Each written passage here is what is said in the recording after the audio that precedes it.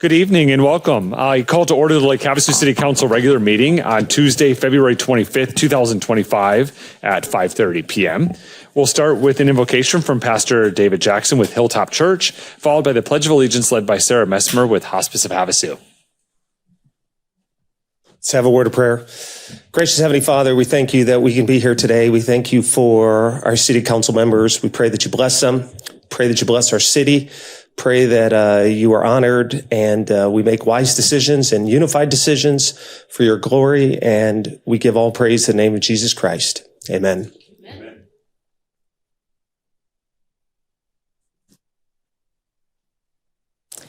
I pledge allegiance to the flag of the United States of America and to the republic for which it stands, one nation, under God, indivisible, with liberty and justice for all. Amen.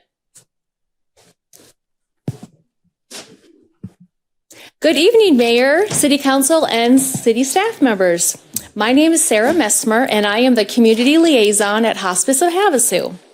Hospice of Havasu was established in 1982 and is the original and the only 501c3 not-for-profit hospice serving the terminally ill in Lake Havasu City and the Bullhead City areas. We are the only 5-star rated hospice as well in those service areas. Hospice care is a special kind of care for people who are in the final stages of advanced illness and shifts the focus from curative treatment to comfort, support, quality of life for the patient and family and caregivers. The hospice care team provides hospice care wherever the patient calls home. Medicare, Medicaid, and private insurance plans offer a hospice benefit. Hospice of Havasu will provide hospice care regardless of insurance status or ability to pay. Anyone can call Hospice of Havasu to learn more about hospice care. As a not-for-profit, we exist to serve the community. So, for example, our transitions program offers guidance, community resources, and services for people living with serious illnesses and supports their caregivers. Another way we serve our community is we offer grief support groups and individual grief support to anyone in the community. Anyone can call Hospice of Havasu to learn more about the transitions program or our grief services.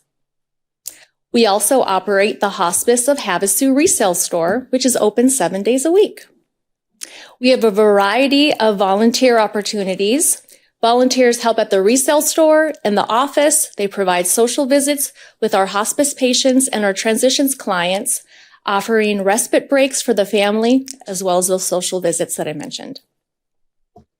We have an upcoming fundraiser. The Hospice Happening Progressive Dinner is on Saturday, March the 15th, and it's at Summer Ray Wine Bar and Local Eatery. For tickets, please call Summer Ray Wine Bar and Local Eatery, and you can get information about the tickets there. Thank you for the opportunity to share a little bit about Hospice of Havasu with you all tonight. Thank you, Sarah, for being here. We appreciate it. Thank you for the work your organization does in our community. Thank you. It's my pleasure. All right, we'll now move on to item 4, our roll call. Ms. Williams, if you please call the roll. Council members Nancy Campbell. Here. Jenny Koch. Here. Jim Dolan. David Diaz. Here. Cameron Moses. Here. Vice Mayor Michelle Lynn. Here. Mayor Cal Sheehy. Here. Thank you. Thank you. Item 5 is our consent agenda. Would any of the council members like to remove any of the items for separate discussion? Mayor, Councilmember Koch, motion? please. I move to approve the consent agenda as presented. Second. We have a motion from Councilmember Koch, a second from Councilmember Moses. We are ready to vote.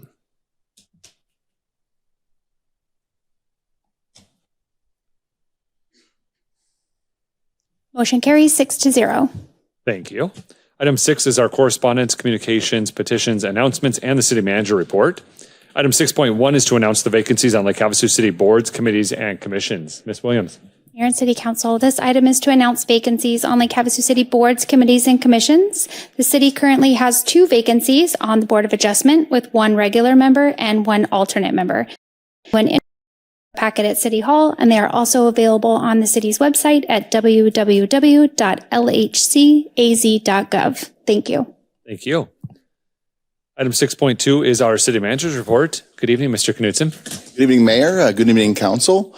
Lots to share this evening. Starting with what took place just on February 13th. And when in partnership with the Chamber of Building Industry Association, we celebrated the 1-year anniversary for the opening of the Lake Havasu City Municipal Courthouse. It was a wonderful opportunity to have a conversation with you, Mayor, and with Judge Clawley on all the things that led up to the construction of the courthouse and the good things that have happened since then. Mayor, you unveiled the dedication plaque and proclaimed the day as Municipal Court Recognition Day. And Judge Clawley also received a congressional award from Congressman Paul Gosar's office. Mayor, you and Councilmember Cameron Moses celebrated the National Future Business Leaders of America Week, which took place on February 9th through February 15th with a proclamation. The FBLA is a nonprofit educational organization founded in 1942 and has grown to more than 250,000 members nationwide. Lake Havasu High School FBL chapter, established in 1975, continues to inspire and develop future business leaders in Lake Havasu City. On the picture on the bottom left, Mayor, you presented a proclamation recognizing February 2025 as Career and Technical Education, otherwise known as CTE Month in Lake Havasu City. CTE equips students with essential skills through hands-on learning, fostering academic success, leadership, and workforce readiness. This proclamation highlights the city's commitment to supporting CTE programs that prepare our students for future careers. And Mayor, thank you for stopping by the Public Works building as we celebrated and you proclaimed February 16th to the 22nd as Engineers Week. Pictured on the obviously on the on the right there, as we recognize the vital contributions of engineers in Lake Havasu City. I'd like to recognize the individuals that contribute to the community on a daily basis in our Public Works Engineering Division, which includes Mike Wolf, Sean Clark, Matt Thomas, and Greg Hansen. Thank you, gentlemen, for your expertise and dedication to the city's growth and success. Lake Havasu City Vice Mayor Michelle Lynn and Telus Superintendent Sandra Brees held a proclamation celebrating Telus Preparatory Academy 20-year membership with the Lake Havasu Area Chamber of Commerce. Truly a milestone recognizing its commitment to education and community growth. It's a fun picture. Mayor was honored to present awards for the Elk Lodge 2399 Student Drug Awareness Essay Contest and the Americanism Essay Contest. In partnership with Lake Havasu Unified School District, the Elks received over 125 entries for the Americanism Essay Contest. And with the school district and Calvary Christian Academy, they received 80 entries for the Drug Awareness Essay Contest. These contests encourage students to reflect on important values like patriotism, responsibility, and the impact of drug awareness in our communities. Congratulations to all the winners. Pictured with the mayor, that's Quinn Vetter on the left, and that's Trinity Hart on the right. Congratulations to both of you and great job. I'd like to welcome the community to join Mayor Cal Sheehy and myself, City Manager Jessica Knudsen, for coffee and conversation on Friday, March 7th. They'll start at 8:30 and go till approximately 10 o'clock. And it'll take place here in the council chambers on 92 Acoma Boulevard. This is a great opportunity to learn about city projects and activities, events, as we share feedback and engage with the community and answer any questions that those that participate may have for us. And we're some really big news that took place just this week, as we're thrilled to announce that we received a grant, the SLIF grant, and was awarded through the Arizona State Parks and Trails Board meeting just a couple days ago. The city was awarded $969,750 for the SLIF through the SLIF fund for the Lake Havasu ADA accessibility project at Rotary Park. And this project will provide the necessary infrastructure needed to build a splash pad in the Rotary Park area, as well as renovate our existing parking lots at Rotary Park as well. I'm not only am I personally excited for the project, but I'm also proud to share that we scored the highest of all the grant submissions. This is a big win for the community, and we can't wait to see the project come to life. I want to thank Vijay Sari, Heidi Hernandez, and Anthony Kozlowski in the grants office, and Mike Wolf, Jason Hart, and our entire public works team for everything they did to prepare for this grant opportunity. A big win for Havasu. Parks and Recreation is offering 2 exciting programs. Starting in March, they'll have the Baby and Me Yoga is a drop-in class for moms with babies 12 months and under, or pre-walkers, focusing on gentle yoga and bonding. On March 18th and 19th, join the Come Fly With Us program, where participants will build paper airplanes and learn about aerodynamics on day 1, and then on day 2, they'll head out to the Lake Havasu City Airport and learn more about aerodynamics and the functioning of airplanes at the airport with a tour. That time of the year again, so Parks and Rec is excited to announce the Teen Break, which will be an action-packed 3-day adventure. It'll take place on March 18th through the 20th. Teens will compete in team challenges, we'll have obstacle courses and outdoor adventures. We'll testing skills, endurance, and teamwork. The fee is $50 for the 3 days, and registration starts on Monday, March 3rd. So if you have more questions about that, please reach out to Marcus McIntyre. He'd be happy to answer any of your questions. He can be reached at 854-4298. And how about this for a picture? This is Tim Rodriguez and Josh Rowe. They're both from our Parks department, and they are showing off a little bit. And as we're pleased to announce that all 8 light poles have been successfully installed at Dick Samp Memorial Park. Our staff is currently running the necessary wiring, and we anticipate the lights to be fully operational by the beginning of March, just in a couple weeks or less than. And the project is moving forward very smoothly, and we're excited to see it completed very soon. Mayor and Council, that concludes my report for this evening. Thank you, Mr. Knudsen. All right, we'll move on to item 7, which is our public hearings. During each of our public hearings, we will open up the discussion for the public to weigh in on those topics. We do encourage you to comment at that time so we can have a two-way conversation if you have any questions or comments about a particular item. After our public hearings, we'll move to a call to the public, and that'll be an opportunity for citizens to address the City Council on anything within the jurisdiction of Lake Havasu. I'll go over that again when we get to that section of the agenda. If you do want to engage in the conversation during any of the public hearings, we ask that you just direct your comments and feedback to the council directly. We'll start with item 7.1, which is a presentation from Clifton Larson Allen LLP on the fiscal year 2024 audit results and any findings. Ms. Ware? Yes. Good evening. So this evening, our audit firm will present the results of the fiscal year 2024 audit. But before I hand it over, I wanted to highlight some of the challenges and changes we had this year for challenges for our finance team and our auditors. Every year we have new standards, and this year one of the standards is that if you have accounting changes or errors, you have to retroactively report or restate prior periods. And we had several of these changes. First, we had a capital project fund, which moved from a minor non-major fund to a major fund due to the expenses in 2024. Secondly, we created a new major fund, which is the second bridge. And the reason for that is just to keep that project more transparent. And then thirdly, the most complicated one was our flood control. We did move that from the irrigation and drainage district fund.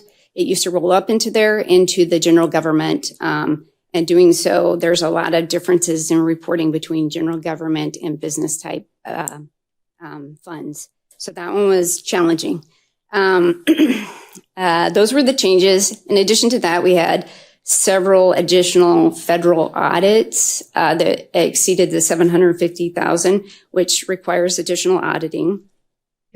And lastly, we had a senior accountant resign last February, which we're currently still recruiting for. That position was heavily involved in our financials and our audit, and so the team's been working hard to fill that knowledge gap. So with that, I'll hand this over to Jean Dietrich. She works for Clifton Larson Allen. She was the principal auditor for the city, And Clifton Larson Allen, just to let you know, is experts in governmental accounting and auditing. So I'll hand it over to Jean. Thank you, Trina. And thank you, Honorable Mayor and Vice Mayor and Council members, for giving us this opportunity to present our audit results for the audits of Lake Havasu City for the year ended June 30, 2024. We work with management to complete the audits and examinations, but we work for you as the governing board, the City Council. As part of our audit, our deliverables included our required communication to you as governance, our opinions on the annual comprehensive financial report, our opinions on the single audit and internal control over financial reporting in accordance with uniform guidance, our highway user revenue fund examination report. In addition, we performed a triennial municipal court review, and we performed an examination over the expenditure limitation report that is currently in process. As part of our required communications to you as governance, I would like to thank management for their due diligence during the audit. As Trina has mentioned, it was a significant amount of changes when compared to the previous year, with the adoption of GASB 100 for accounting changes and error corrections. In addition, we identify certain estimates that management arrives at in completing your annual comprehensive financial report. The most significant estimate that we have deemed as a higher deem of management's estimate is your other post-employment benefit plan liability. We evaluated that estimate and we found it to be consistent with prior periods, and we did not identify any management bias at arriving at that estimate. There were no uncorrected misstatements as a result of the audit procedures. We encountered no difficulties or disagreements with management, and we did not identify any unusual or fraudulent transactions in our audit procedures. Within your annual comprehensive financial report, we have issued a clean, unmodified opinion. This unmodified opinion is the highest level of assurance a CPA firm can provide an organization. With the results of your single audit report, we did identify one internal control matter related to an error recording non-exchange revenues in the Capital Projects Fund. That was corrected by management during the year. We have issued clean, unmodified opinions on your internal control over financial reporting, as well as your internal controls over compliance. In performing our audit in accordance with uniform guidance, we did not identify any deficiencies in internal controls over compliance, and no matters of non-compliance were identified, nor question cost. As Trina had mentioned, we had 3 major programs that totaled expenditures of $7.6 million, which was 80% of your total federal expenditures for the year of about $9.6 million. So a number of tests, a number of programs tested with no deficiencies. So I commend management on that accomplishment.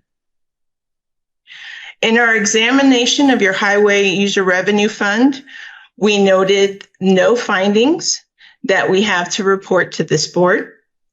In regards to the agreed upon procedures that we did in accordance with the Arizona Supreme Court's minimum accounting standards, we had no findings as a result of our procedures performed.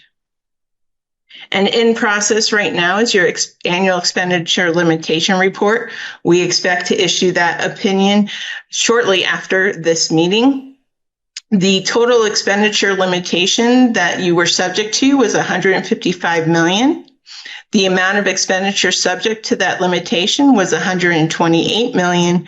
So the city was well within its expenditure limitations. So again, we thank management for all of their efforts in completing these procedures and audits, and we are open to any questions that council may have for us. Thank you, Mrs. Dietrich. Do any members of the council have any questions for Ms. Ware or Ms. Dietrich? Yeah, Councilmember Diaz. Ms. Ware, you mentioned the IDD was just recently moved. That fund was just recently moved. Is that because of a new statute, or did that happen? We got rid of that like 4 or 5 years ago, wasn't it? It was in 2023. It was dissolved, and we didn't move the. We did not move the flood control until this year.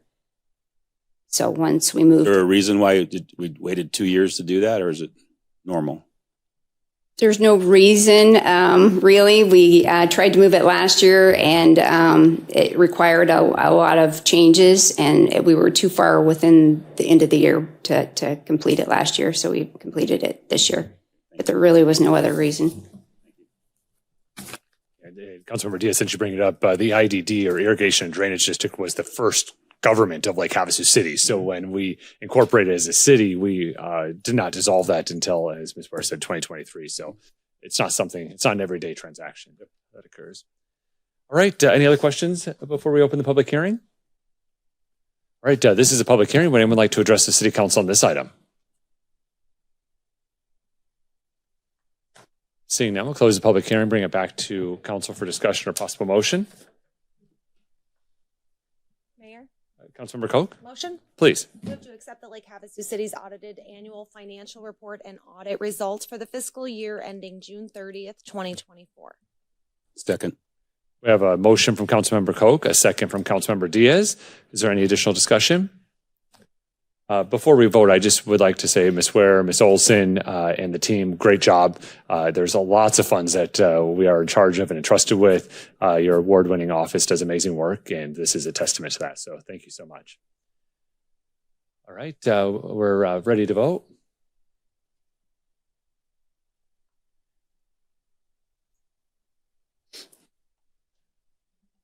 Motion carries 6-0. Thank you. And thank you, Ms. Dietrich, for joining us. Item 7.2 is resolution number 25-3817 relating to finance, authorizing the issuance and sale of senior lien wastewater system revenue general obligation refunding bonds, Series 2025, and a principal amount not to exceed $150 million to be issued as senior lien go-back obligations, providing for the sale, the application of the proceeds to the refunding of the obligations to be refunded, and the payment of principal and interest, providing certain terms, covenants, and conditions relating to the Series 2025 refunding bonds, authorizing the execution and delivery of a purchase agreement and a continuing disclosure undertaking with regard to the Series 2025 refunding bonds, appointing a trustee, bond registrar, and paying agent for the Series 2025 refunding bonds, and authorizing the preparation and delivery of an official statement with respect to the Series 2025 refunding bonds. Ms. Olson. Thank you. Good job. That was a long one. Yeah, you get the award for the very longest introduction of an item. So congratulations on that. Thanks. This evening we are here to introduce the resolution authorizing the issuance of the sale of the bonds to refund the senior lien wastewater system revenue bonds, to be GO refunding bonds. We talked a little bit about this at council's planning session at the end of January. This will provide us an opportunity to lower the city's debt over the remainder of the bonds and free up operating revenue for infrastructure needs. We're not planning to extend the life of that financing. They will still all mature in 2045, and we're not adding any new money to the deal. So it's strictly a refinancing. Mark Reeder is here with us this evening. He's the managing director for Stiefel Nicholas in the public finance area. He has been around and for quite some time, probably, 5? I don't want to give a lot of the years because he looks so young. But he is very familiar and very experienced with the city's debt portfolio. I will turn the presentation over to Mark. One bit of news that we did receive since the planning session was that that WIFA actually did release the requirement for the rate stabilization fund. So that $5.2 million that is accumulated in that fund for now is available to apply to the balance of the principal on the bonds, or we don't have to do that, but staff has looked at the numbers and looked at the cost of the interest over that 20-year period, and staff is recommending that the $5.2 million be applied to the bond refunding to reduce the principal amount and increase our savings on an annual basis. With that, I will turn it over to Mark, and he will mostly, it's a very similar presentation to what you saw at the end of January, but we're hoping for the community that it might be a good informational piece for them to get some knowledge. Thank you, Ms. Olson. Mr. Mayor, members of the council, good evening. It's nice to be back in front of you again from a few weeks ago at the work session. Some of this will be a repeat. Would you like me to go through the slides rather quickly, if you will, and give you an update, and then I'm glad to answer any questions that the council might have. Would that be okay? Yeah, good. Let's go through the slide and introduce this to the community that has not already seen it, and we can answer any questions afterwards. Okay, very much. Appreciate that. Okay, so when we had our work session a few weeks ago, I just wanted to share with council a reminder of the great work the city's done on your wastewater, your centralized wastewater system, as you all know, being a lot of you longtime residents of your city. I've been around 25 years plus working with the city, as Ms. Olson mentioned, and I've been involved with this since day one. And you've done a great job of not only managing the system, but also getting your debt paid down. Because as you recall, when you did it back in the early 2000s, it was largely debt funded. There wasn't a lot of grants around, unfortunately, at the time. And it wasn't something that the city had really saved for in terms of a centralized system. And so there was a lot of debt. And so we all had to kind of manage our way through that. And the city's done an outstanding job over the last really, 10, 15 years of paying that debt down. So good job on that. Just wanted to share this with you. You're down to about 179 million from 350 million. So, all good there. So as you know, in 2015, we did a pretty significant refunding as this is kind of a restructuring of the debt, to normalize your debt service and to kind of get the utility back in really, really good shape. So in 2015, the city again threw some additional cash at it. We were able to restructure the debt in a manner that really fit well with your rate structure. And so on this page, just real quick on page 2, if you look at 2015 there in the yellow, those are the bonds that we've identified as bonds to be refinanced. And you can see there, I'm going to round up a little bit. Those two transactions were pushing 5% cost of capital. I think it's about 480. So as I mentioned to you at the work session, we've had to wait about 10 years for these to become eligible. There's a lockout period, very common in municipal bonds. So now they're eligible in 25. And so we've been monitoring this for the city. Interest rates are lower, as you know now. There's some volatility we'll talk about here in a moment, but these are the bonds that we're looking at refinancing for. The city at what we're hoping for is a substantial savings. We talked a little bit about the bond market. Bear with us. The bond market's going to move around on us. We're not going to be selling bonds for about 30 days. So we're going to continue to watch it. And today rates were lower on some economic news that wasn't super positive, if you will, with some slowdowns out there. And of course, as you all know, the tariff situation is something that we're all trying to get a better understanding of as it relates to whether or not that's inflationary or not. So we, of course, will keep staff apprised weekly on this and wanted to give you that update. I'll move along here pretty quick. We shared this with you. Good news here. You're a $31 million business in your utility as seen here. Your revenues are growing. You've had a recent reasonable rate adjustment, which you needed to do. Your expenses are about $12 million a year to operate it. And so you're kicking off about $20 million a year in net revenue or profit before you pay your debt service. So your debt service, as you can see right now, is about $13.7 per year level debt. And what we're hoping to do is reduce that, as you can see in this 25-26, roughly $1 million a year. Maybe we'll get more, a little more than that. Maybe we'll get a little less than that. but it would be phenomenal to get a number like that and reduce that debt service down. So you can see down below your coverage, your covenants are very strong. And you've exceeded your covenants that you told bondholders because you've managed the utility well. We've been reducing the debt service. We're going to reduce the debt service more. And you can see there that your coverage covenant there is way above the 120. We're projecting 150. And this is one reason why we were able to release that $5 million back to the city, as Ms. Olson mentioned to you. So we're very, very pleased with the numbers so far. So back to our savings schedule that we shared with you a couple weeks ago. A lot of numbers here. I apologize for that, but I'll just summarize it again. We're going to try to, we're going to take 480 money and we're going to try to get you in the low fours, high three money. We're talking about 100 and roughly, I'll round numbers if you don't mind, about 130 million, roughly over 20 years. So 100 basis points or 80 basis points over 20 years at 125 to 130 million dollars, a lot of money. So if we can get you $1 million a year, this has 1.1 million back when we did the numbers. That gets you about 20 million in savings. If you add up 20 years at $1 million, I mean, it's kind of rounding here, with a present value savings of, as you can see there in the corner over there, of about $10 million, taking into account the 5.2 million that Ms. Olson mentioned that we're going to put into the transaction and lower the amount that we're going to issue and therefore achieve that additional debt service savings.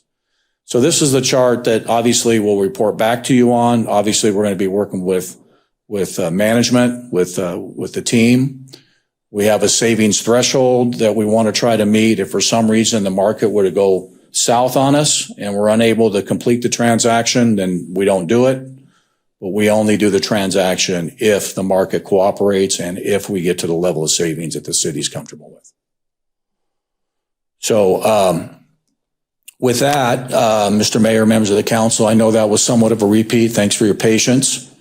And I've got a calendar here, which I won't go into unless you want to. And with that, I would just open it up, Mr. Mayor, to questions of you and the city council. Thank you very much. Thank you, Mr. Reeder and Ms. Olson for bringing this forward. So the debt issuance that started was voter approved back in 2001 to literally put sewer in throughout our entire community. We lifted up roads and put in sewer, and it was voted on by the voters.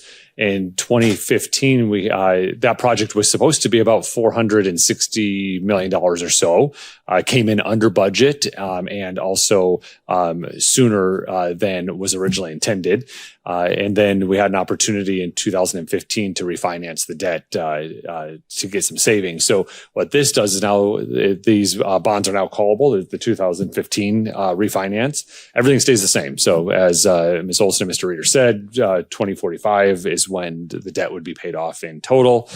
We would be able to reinvest the $5.2 million into the principal, the $5.2 million that we needed for our bond coverage that now we have met. And we save about $1 million to $1.1 million a year that we can invest back into the infrastructure of the system.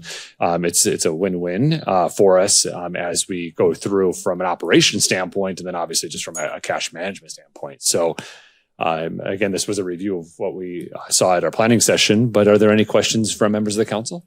Councilmember Campbell, and then I will go to Councilmember Diaz. Yes, Mayor. First, to the staff and Mr. Reeder, thank you for all your hard work. This is awesome, and this is what the taxpayers want to see, is us diving into these numbers and saving money for our community. That's amazing, and I thank you very much, all of you, for doing that. My only one concern, and you said there would only be if we take the $5.2 million and put it into our water infrastructure, our older sewer systems that we haven't addressed. We were so focused on getting that sewer system in for so long.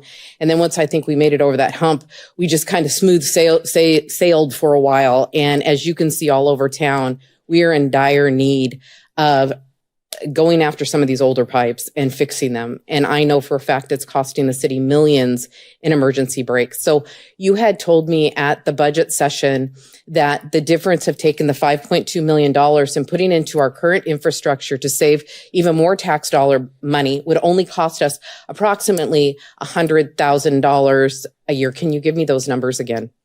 Yeah, I did this summary up here. I hope this might be helpful to you. Okay, thank you. So on the first column there, if we use the 5 million all round, if you don't mind, then we'll size our bond issue about 125 million. Okay. That'll pay everything off and do what we just talked about. In the second column, if we take the 5 million and use it for another infrastructure project, we're going to increase the size, obviously, of the issue. And you're going to pay by 5 million, rounded numbers, and you're going to pay 4% for 20 years on that 5 million. That's where that interest really adds up, right? And then so we said, well, what's the annual difference? Well, if we get back when we ran the numbers, and again, bear with us on the annual savings, but this one had 1.1 million. If I have to increase the size of our bond issue, then our savings goes down to about $700,000 a year, or about $385,000 a year in terms of our savings are lower because we're issuing more bonds.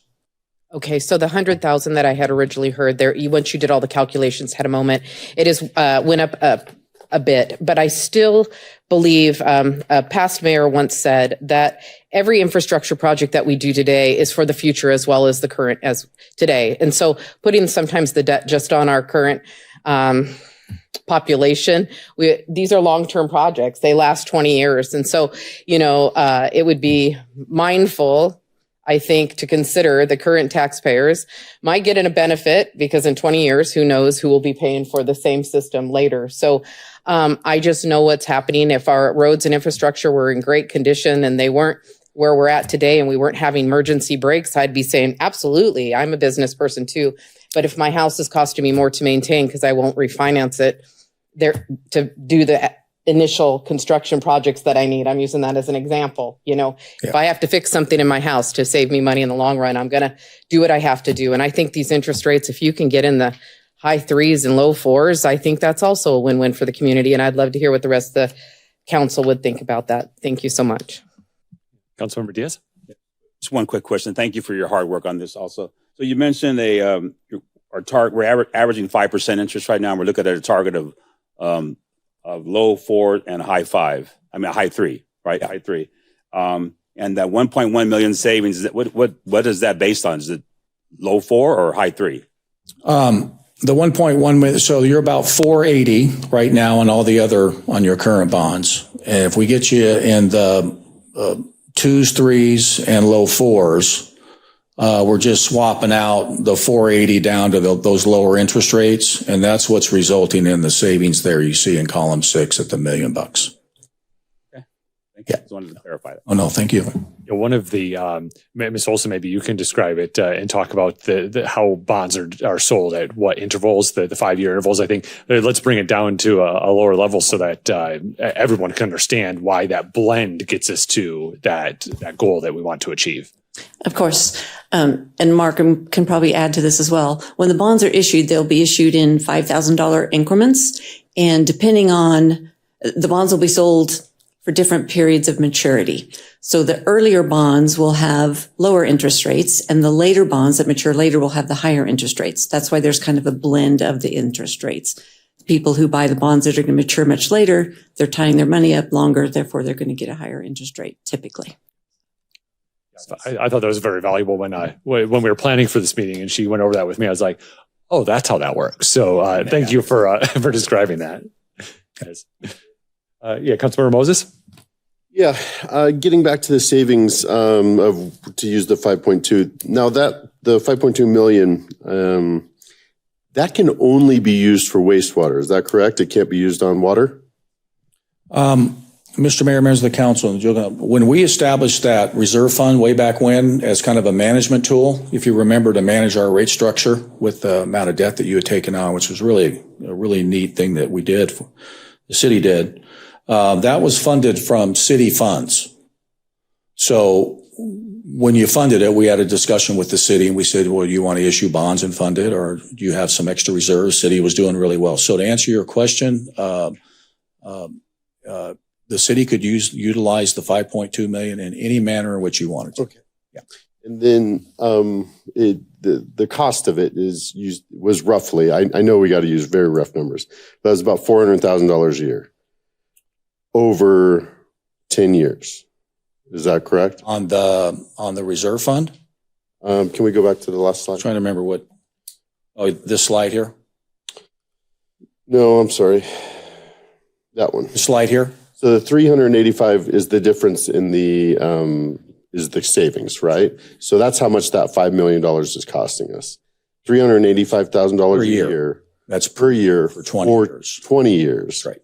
So to not buy down our debt now is going to essentially cost us $8 million. It would be about $385,000 difference per year over the life of this. That's right. Are there any additional questions from members of the council before we open the public hearing? All right, this is a public hearing. Would anyone like to address the city council on this item? Please just make your way to the podium and state your name for the record. Bonnie Toy. I have a really weird question. I was at the city's website just for the fun of it while you guys were talking. And at the city's website, underneath the public works thingamabopper, it says that Lake Havasu wastewater is responsible for 335 miles of gravity sewer line and 25 miles of force main. And we have over 50 sewer pump stations and 3 wastewater plants. The budget thingy that he just said described 30 pump things, not 50. So how does that get accounted for in the budget thingy? Thanks. Yeah. Thank you, Ms. Toy. Thank you. Mr. Mayor, members of the council, I took this from the old days when we were doing this way back when, and I probably should have had the city update it, but you've obviously done additional improvements. So just so everybody knows, I had taken this from some of our original work back in the day. So I hope that's helpful. So, Ms. Toy, you have the most current information from the city's website. Yes, so that's the correct information about the infrastructure that we have for the system. Would anyone else like to address the city council on this item? All right, seeing none, we'll go ahead and close the public hearing. Bring it back to council for discussion and possible motion. So I believe this is a win-win for us to address the comments about reinvesting the $5.2 million in other items or buying down the debt. I'm in support of buying down the debt. We have a CIP plan that we've looked at over, it was a 5-year CIP, which is currently adopted. But prior to that, and what created the CIP plan was the rate study that we recently did, which took a look at 5, 10, and even out to a high level at years beyond that, so we could take into account what it is. So even if we had additional monies right now, there would be constraints for the timing and staffing and resources to be able to get some of those projects done. So we are fulfilling the request that came through on the CIP. It's been approved for the 5 years. Could we always do more? Certainly. Are we ever going to live in a world where we're not going to have emergency breaks or issues or maintenance things that occur? No, it would be great if that was the case, but that's just not what it's going to be. So I would support buying down the debt, which is what the staff recommendation is. And the motion that's in front of us would support that as well. Mayor?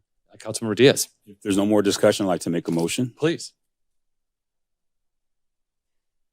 I move to approve resolution number 25-3817 relating to finance, authorizing the issuance and sale of Lake Havasu City, Arizona Senior Lien Wastewater System Revenue General Obligation Refunding Bonds, Series 2025, in the principal amount not to exceed $150 million. Second. We have a motion from Councilmember Diaz, a second from Councilmember Moses. Is there any additional discussion? Seeing none, we're ready to vote.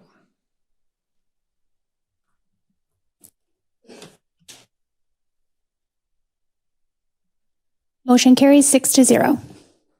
Thank you. All right, item 7.3 is professional services agreement for the 2025 Water Master Plan with Jacobs Engineering. Good evening, Mr. Kellett. Good evening, Mayor, City Council. Happy to be here in front of you, going from one planning horizon to another. And in this case, we're talking about the Lake Havasu City Water Master Plan. You may recall very recently you adopted the Wastewater Master Plan. It was an update to the Wastewater Master Plan that incorporated some of those new population projections we had seen since the original ones were done in 2020, 2021. We incorporated new ones into our 24 Wastewater Master Plan. So today, we're now moving on to the water side and looking to move forward with an agreement with Jacobs to do a water master plan. So a little bit of introduction. The last water master plan was officially published in 2019, so it's been 6 years. Typically, these plans have a sort of 5 to 7 year time horizon on them. Roughly, that's about the time you're looking at these. So we're right in that sweet spot for doing this evaluation. And as you know, after 2020, there's a noticeable population change for Lake Havasu City. So there's definitely some new information that could be added to this particular plan that we're talking about this time. And we're going to be going on another theme of a lot of cities that are in our particular dynamic. We have an aging infrastructure, a lot of stuff put in a long time ago, but a growing community. So these are things we need to look at and plan for, especially when it comes to something so critical as our water supply and our water infrastructure.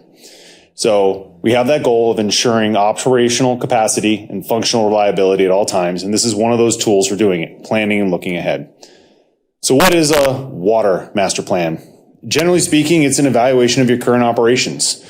You're looking at an analysis of your production system, your distribution system. You can think of that as the pipes in the road, the wells pulling it out, the treatment plant that we operate. These are what we're talking about when we're evaluating our current operations. And then we'll evaluate things such as our current supplies. Where does our water come from? And what kind of demands are we seeing in our system? How have they changed over time? And then we'll also be looking at how do we anticipate them to change over time? As you may recall, in the wastewater plan, we looked out to the 2040 horizon as far as the timing aspect. We were looking out to the year 2040 and what do we need? And we'll be following that same pattern with this particular effort of looking at what do we need going all the way out to the year 2040. All that will then lead to the how do we plan our capital improvement plan? What do we need to do on the water side to make sure that we meet all of these goals and all the needs of the community? So that leads into why. Why do we need a water master plan? Well, customer needs, right? We have customers. We need to meet those needs. It's a growing population. It has a dynamic water usage. We have a lot more people during one time of the year and a lot higher use during another time of the year. So you've got this sort of different tug and pull of, okay, there's a higher need to serve a population, but it gets really, really hot when there's less people here. You have to account for this. Your pumps, your reservoirs, your chlorine tanks, everything has to be thought out through, and we need to keep doing that. And this effort actually looks at our water model, how well that's operating. Does it still meet all of our needs? And do we need to make any improvements there? This will also look at that aging infrastructure. You've already been doing a fantastic supportive job with our water main replacement program. We're coming in year after year looking for places to improve. This just adds to that effort, looking not only for those 5-year CIP improvements, but where's year 7 and 10 and 14? How far down the line? When do we have to go back to things we've changed already? This is the kind of stuff we do in these planning processes and planning horizons. It's kind of putting on that much more 30,000 foot hat. And then in that same vein, we're going to have to look at changing supply conditions. As you guys are all aware, there is a effort at the federal and state level for the post-2026 operations of the Colorado River. We will be directly affected by that depending on the outcome. Now, at this point, we don't know what that outcome is. We still need to plan. We need to think through what potential scenarios could affect us. We're in a good spot, so I don't want to raise any alarm bells. This is more of a planning effort. We want to be prepared. In case the state or the federal government drifts one way, we need to be able to take action to say, no, that doesn't meet our needs as Lake Havasu City. We need this. This helps us get there by being able to say what our population needs, how long they're going to need it, and when they need it. So with that, we're going to go into the proposed timeline for this particular agreement. It's about a 7-month process. Kickoff meeting will be March 11th. Looking at a report outline April 23rd, a rough draft completed in August, and then a final draft in September. That's the rough outline. And then just kind of put a bow on everything. We're looking to partner with Jacobs. Jacobs did do the last one. They had also helped us with the wastewater master plan. So we're very familiar. They're very familiar with our system. This is about it's about a 7-month process, roughly speaking. And the cost of this particular effort is $224,000 and $224,940. Get it all right down to the penny up there. And with that, I can take any questions. Thank you, Mr. Kellett. Are there questions from members of the council for Mr. Kellett on this item? Councilmember Moses? Do you think it would be beneficial to wait to see what they hand down to us with some of the regulations or restrictions once the agreements all get worked out with the water issue? It's a great thought. In theory, they should all be done before the end of 2026. The reality is water's for fighting, and the likelihood it's ready in 2026 is low. Just my honest opinion is it's probably going to take a couple years past that. And the most likely outcome in the current scenario we're in is we're going to be in sort of a stasis for 2 years after 2026, kind of leave it as it is while they finish out ironing out whatever court documents come as a result. So I don't think delaying 4 years is a good idea, which would really get us to the point where we could say what post 2026 operations are. I don't think we meet that before the horizon where we need this plan to be in action. Thank you. Yeah, Councilmember Campbell. So if I understand you correctly, you will be identifying like pipes throughout our community that are going to be the most important, that need to be addressed. That will be part of the master plan. Yes. Yes. Okay. And also, it was a couple years back, I remember we did some sort of geomap study that we paid substantially amount to have somebody come in and look at all of our pipes to see which one were leaking or not. Mm-hmm. Did we get anything back from that, or were we happy with that, or are we going to be able to apply that to this? So we will look for any data to add to the plan. That study I'm vaguely familiar with. It predates my employment with the city, but it did. Some of those efforts were into the water replacement program that we're doing right now. So some of those areas where they identified issues, we were already starting to build that in. We'll take that information and then grow that, so we can look at even more of what's going on in the system, like the recent breaks over the time since that study was completed. Where do we see things? And it's a further evaluation. We have some pipe in this town that's 60 years old. We have some that's 6 days old at this point. Yeah. Good. Everybody understood. Thank you. The water main replacement program is going like crazy, but that does mean we have 6 day old pipe at this point. We'll build. We'll take what we have available, including from the 2019 plan, and try to do the best we can to bring a very thought out 5, 10, 15-year plan. I appreciate that. Thank you so much. Are there any other questions from members of council before we open the public hearing? All right, this is a public hearing. Would anyone like to address the city council on this item?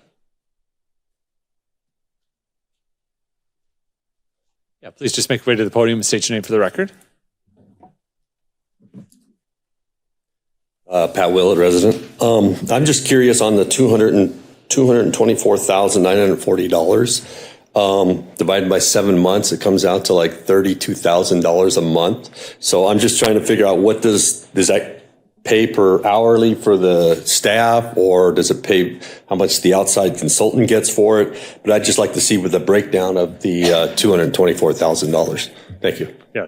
So I can briefly review it for you. There's it's summarized in different collections of milestones that will be met. So there's $20,000 for data collection. There's $4,600 for review design criteria.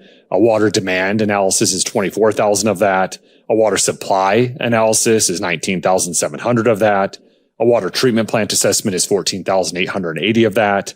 A water model update and analysis that Mr. Kellett went over is $38,920 of that. Reviewing our storage and pumping capacity is $8,280 of that. Facility and risk assessment is $24,320. The CIP prioritization, so laying out what the needs are going to be based on a CIP or community investment or capital improvement planning budget. Modeling is $11,880. Preparing the report is $35,820, and then project management is $21,960. So this would all be going to the consultant. This would not take into account our staff resources that will be part of that as well. Are there any other questions or comments? Would anyone else like to address the city council on this item?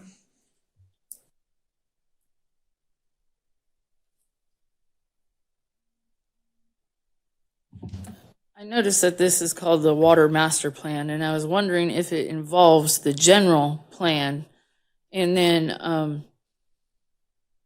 the recent water main breaks that people's houses ended up with dirty brown water. Does this also help incorporate preventing those issues? Yeah, great question. So the main break that you might be seeing on some social media, Mr. Kellett can address that. Yeah, actually, I can address that. That is a list of good news, bad news. And so we'll start with the good news. That actually was not a main break that caused the brown water issue on the south side of town. That was planned work. Our 27-inch transmission main had an identified leak approximately 6 weeks ago. Our first attempt to repair it was unsuccessful, and we knew that. So we took a couple minutes to back up. The leak was not something that was causing any disruption of service or any intrusions into the system. It was a minor leak, but it needed to be addressed. Again, we came up with a better plan for addressing it with a full patch on that particular piece of pipe. Our crews ended up working almost 27 hours straight through the early morning and into the next day to get that done. Again, that was planned work. Now, what we have to think about here is that, again, an aging infrastructure. We have a really old system. There's some pipes in this town that were in before the water treatment plant was installed. The transmission main is one of those. Anybody who's been here previous to the treatment plant remembers that brown water complaints were much more common occurrence. Our source water has manganese in it. Manganese, when hit with any amount of chlorine, likes to come out of the water and turn brown. When you keep the chlorine at a certain level, it tends to stick to the pipe. When you take a pipe and you de-water it and water it up again, some of the stuff knocks loose. That is what happens, and that's just the reality of our aging infrastructure. So when they did this plan, worked under a controlled and safe, in case the safety manager's listening, controlled and safe environment, they got the accomplished work done, right? They fixed the leak, no longer the leak, but some of that manganese did get into the system. It is not a health concern, but it does turn the water brown. We actually had the opportunity to show that at our treatment plant today. So this is where we transition to the good news. While we do have the old pipes, we have a plan for replacing pipes. You've seen it. The water main replacement program is already in action now. This action today is to build upon that, increase that, look at all of the system as we continually do, but put it in a more formalized process. The other piece of good news is now that there is a water treatment plant, there's no real load of manganese going back into the system. We're probably removing over 80% of it now. So it went from, not really any being removed to almost 80% of it is removed. It's still on the old pipes. It sticks to it. It doesn't matter what type of pipe is out there, whether it was asbestos concrete pipe or whether it was C900 pipe or Schedule 40. They all will get this stuff. That it sticks in any system in the Colorado River Basin. I previously worked in the Mojave Basin. Same issue out there. So this is a very common thing where we're working on. So again, good news. We're taking it out now. We have a plan to replacement and it's already all in action. We apologize to the customers who had to deal with the brown water complaint.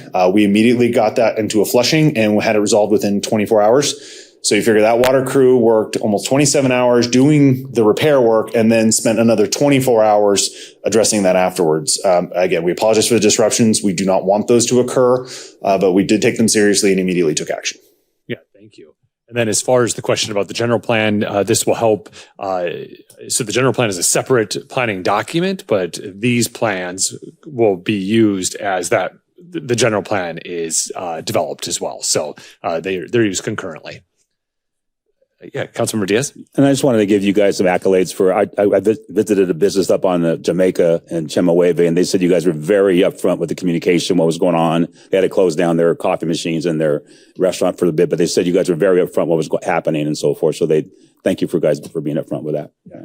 And we were happy to work with the customers when they're called. We try to help as much as we can. Here. I appreciate you bringing this to everybody today, including myself, because back in the past, when you'd have a break like that, you'd flush the lines on both sides. There would be some dirt that would get in there. The manganese pipe, that now makes total sense of where it's at.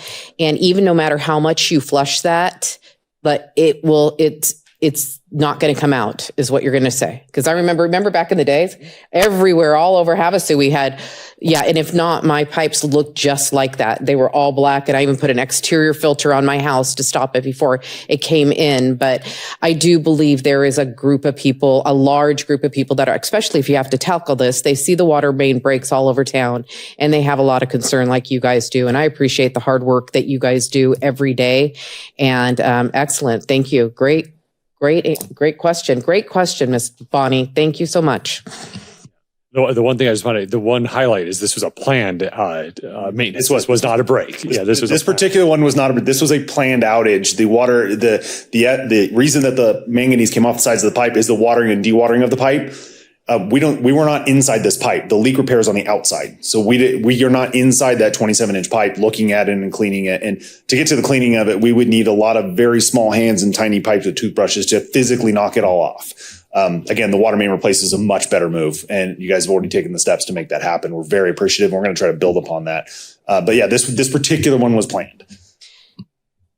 Excuse me, Mayor. If we were talking about the one on Lake Havasu Avenue, the one that you had a repair for that one a while back with Mr. Main, and then is that the same one you're talking about? Okay. That is correct. Was it farther down this time or was it the same one? Because Identical I spot. saw the patch before and it looked pretty great, but it went again? It went again. Okay. Yeah. And so I guess my question is that water main, when is that on the CIP to be replaced? I mean, literally I don't know anything about your job, but I may know a little bit. Would you just put like another line next to it and start building that eventually in the future and then build upon that by closing that one down later? Or is that even on our CIP? And if so, when? So currently not on the CIP. It's not there. That is in the water master plan as far as something that we're looking at is that particular transmission main. That's one of the largest pipes that we have is a transmission main throughout the entire city. And that is one of the critical resources we need to evaluate and say, when do we replace that? And is that time coming sooner than later?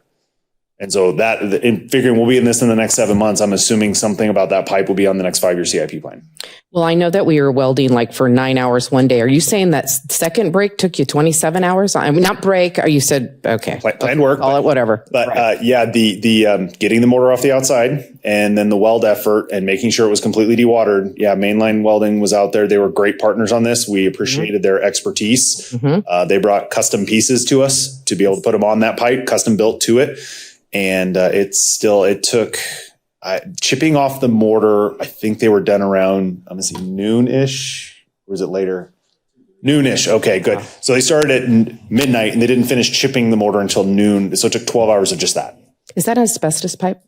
No, that's actually, looks like it's a reinforced concrete metallic pipe. Okay, because those old concrete back then all had asbestos in it. So I was wondering. Yeah, this one is not that. This is one of those metal pipes that has a concrete mortar on the inside and then the wraps around the outside and then the concrete around the wraps. Yes. So it's one of those. Okay, thank you so much. I appreciate you. All right, we're still in the public hearing. Would anyone else like to address the council on this item?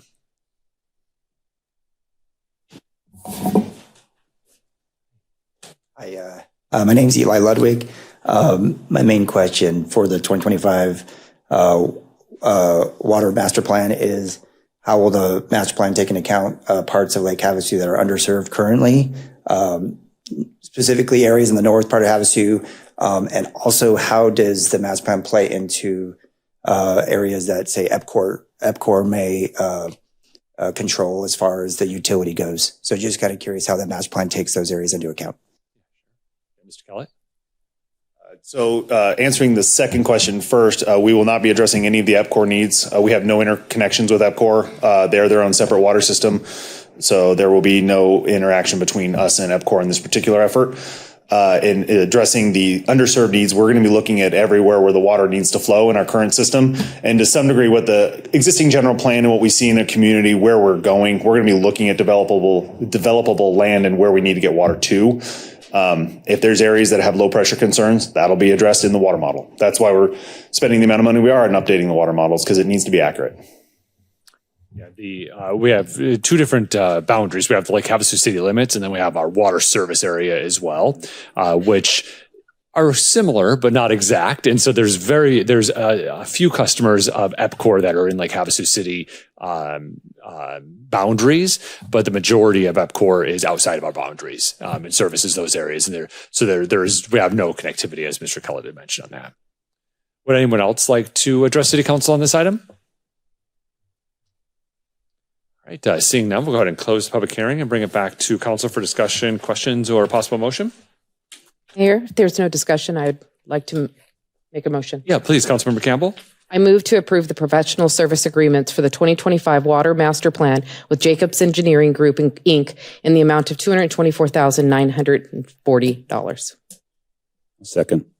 We have a motion from Councilmember Campbell, a second from Councilmember Diaz. Is there any additional discussion? We're ready to vote.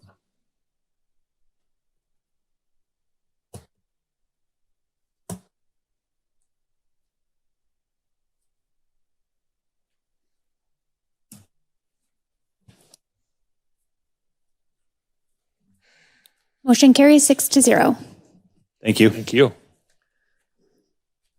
All right, we'll move on to item 7.4, which is construction manager at risk pre-construction services contract for the second bridge and roadway construction project to Ames Construction.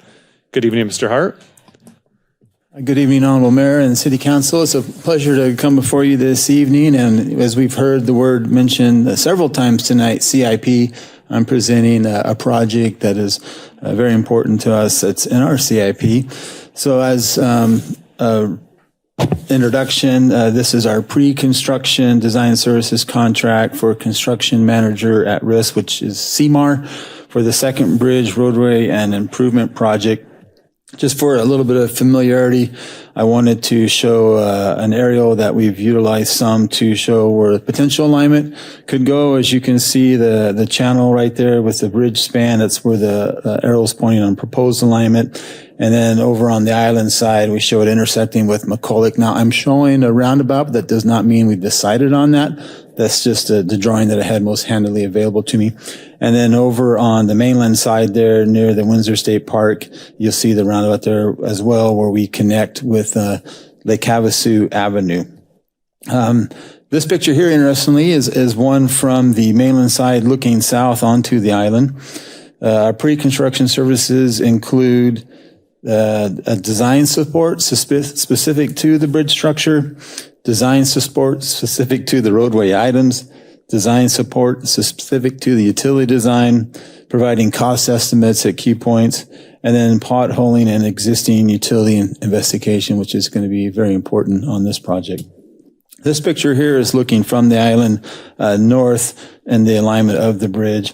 The RFSQ selection process for the CMAR pre-construction services, 3 firms responded to that RFSQ. We interviewed all 3 firms, scored and ranked by the selection committee. Ames Construction Incorporated was selected as the most qualified, and we began negotiating the CMAR for the pre-con services with them.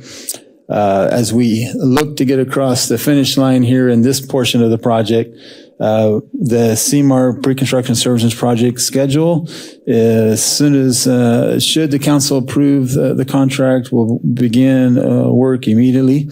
And we envision all tasks being completed by the end of June, particularly with the 30% plans being submitted to the U.S. Army Corps of Engineers for permitting purposes.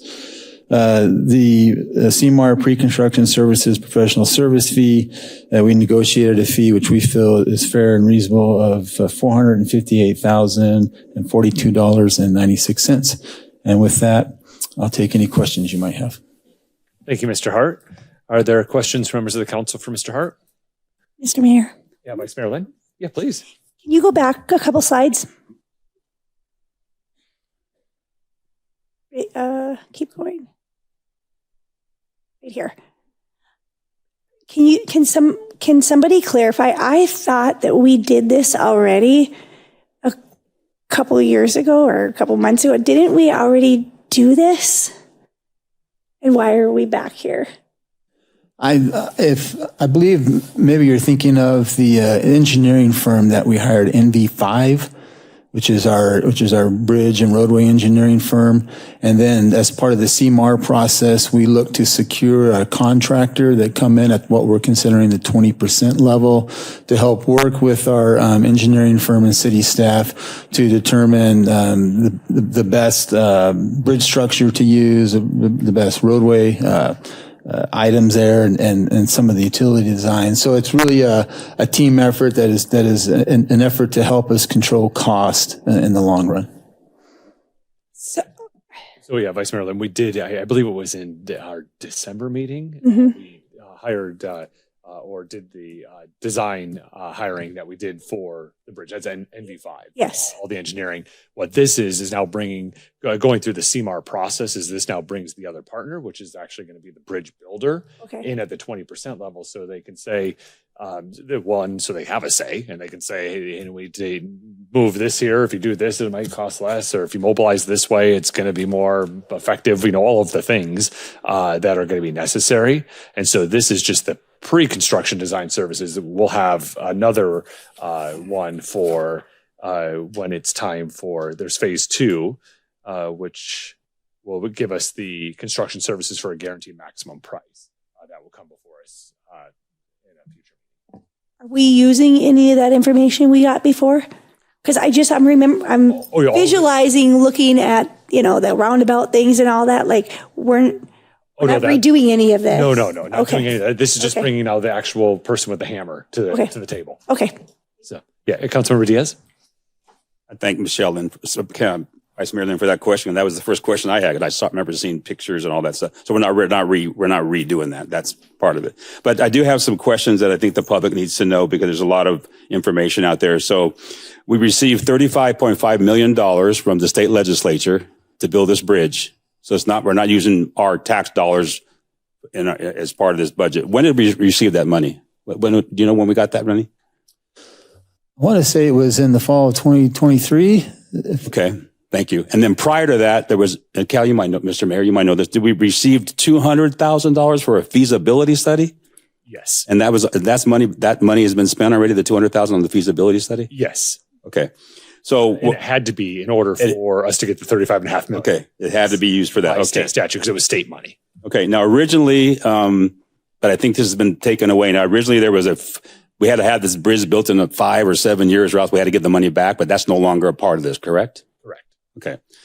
Yeah, we actually have the money in our bank. Yeah, we have the money in our bank account and it's earning interest, and all the interest that we get goes towards the bridge. And as we learned tonight, it also was audited too. So it's audited. Yeah. And it's audited. Yeah. But what I think we need to know, what we owe to our constituents is, of the $35.5 million, what have we spent so far? Because we're looking at another $460,000 here. So I'd like to know, what have we spent so far? And Mr. City Manager, maybe you could help out with that. Yeah, so Mr. Diaz, what we have committed is about $6 million for the design NV5 that we hired, and then this $450 is what's been committed of that $35.5 million. So essentially, we've already spent $6.5 million of the $35.5 million. Committed, yes. Okay. Committed, not spent. Committed. Okay. Mm-hmm. And this is the elephant in the room. Are we going to be able to build this bridge for $35.5 million? Yeah, so the $200,000 feasibility study said yes. So they gave us options that ranged anywhere from, and I'm going off of my memory right now, but there was options. I think there was 5 or 6 options, and it went anywhere from $26.5 million to $33.5 million, somewhere in there. So yeah, that's currently what we are. But there are some factors out there. We've heard it tonight. The tariffs. What is that going to do for steel costs? What's that impact going to be? So everything, as we've moved along, in order to be transparent about the project, also meet the obligations of state statute on how the funding came through the general appropriation from the general fund, indicated yes, we'll be able to do that. And that's what was presented to the council as we moved forward. But there are lots of factors that are changing that we can't control. But Mr. Knutson, do you have anything to add to that from an operational perspective? Sure, Mr. Mayor, Councilmember Diaz, great questions. In terms of what that looks like, the $35.5 million received by the city wasn't based on any type of cost estimate or anything of the sort. It was a number that was negotiated from a political perspective at the state legislature. So very grateful for the leadership that brought those dollars to Lake Havasu City. But there's a few unknowns out there in terms of cost of materials, right? In terms of tariffs, cost of steel, cost of construction. What does that look like over the next couple months and next couple of years? We're also going to have to have a conversation. I think I've spoke with most members on council, at least individually, about the conversations we're starting with Arizona State Land Department. So the lease agreement that the city has with the Arizona State Land Department for the land on the island side of where the bridge would be located. Are there some different conversations that can take place where we can adjust the legal description, adjust the property line of where that is? And if we do that, that shortens the bridge span across the channel, resulting in millions of dollars worth of savings. So that's a conversation we have too. And the good folks at NV5 and our Ron Foggin, our public works director, and his team we're all trying to figure that out and what that looks like. And then we'll have the conversations in terms of the bridge deck itself. So a lot of times those estimates on what a bridge cost is going to be dependent upon the square footage of that bridge deck. So is that 2 lanes, 3 lanes? Is there a multi-use path? Is there a median?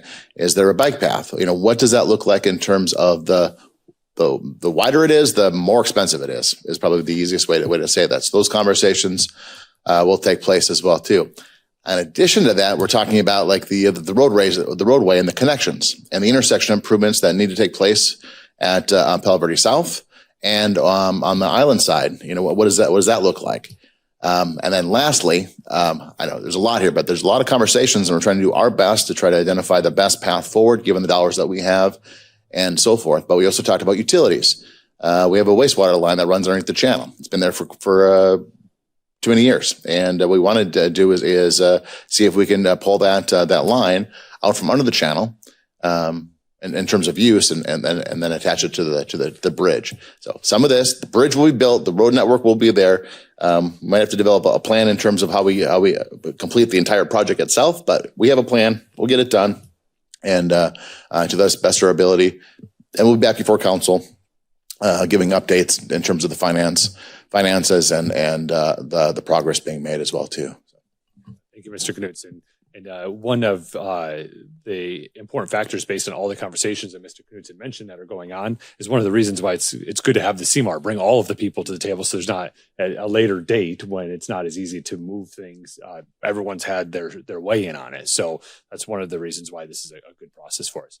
Do you have additional? Just to finish my comments. So and this is just to get it clear to the public out there, the $35.5 million has to be used to build the bridge. We cannot use it for any other projects or CIP projects.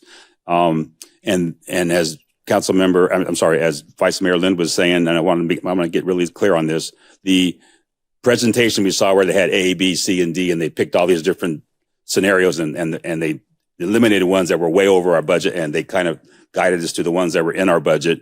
We're going to use that information. Correct. Okay. Yeah, that's what actually predicated all of this stuff. Good. Yes. Thank you, sir. Thank you. You must have been reading some forums out online. Talking about we should use that money for schools or buses or all the things. So thank you for clarifying that. That's a good point. Yes. Mr. Mayor, if I can. Yeah, Mr. Knudsen. Mayor, Councilmember Diaz. So we did the feasibility study, right? Which was a conceptual, high level look at what a bridge would cost and what some of the components of building that bridge would look like. And we pick up on that process and then take it to where we're talking about the finite details, the technical details, what the bridge is going to look like, where the bolts go, what kind of construction materials are happening. So we take that feasibility study and turn it into a work plan, actual design plan, engineer design plan, and construction that takes place. So at the end of the day, what we're talking about in that feasibility study is going to differ with what we present in terms of this process. But it was a great jump off point, and we learned a lot through that process, and it set us up for success today. Mayor? Yeah, Councilmember Campbell. My concern, it's not with Ames Construction and what they have in front of us today. I truly believe the contractors are the ones that know exactly what they need for pre-build.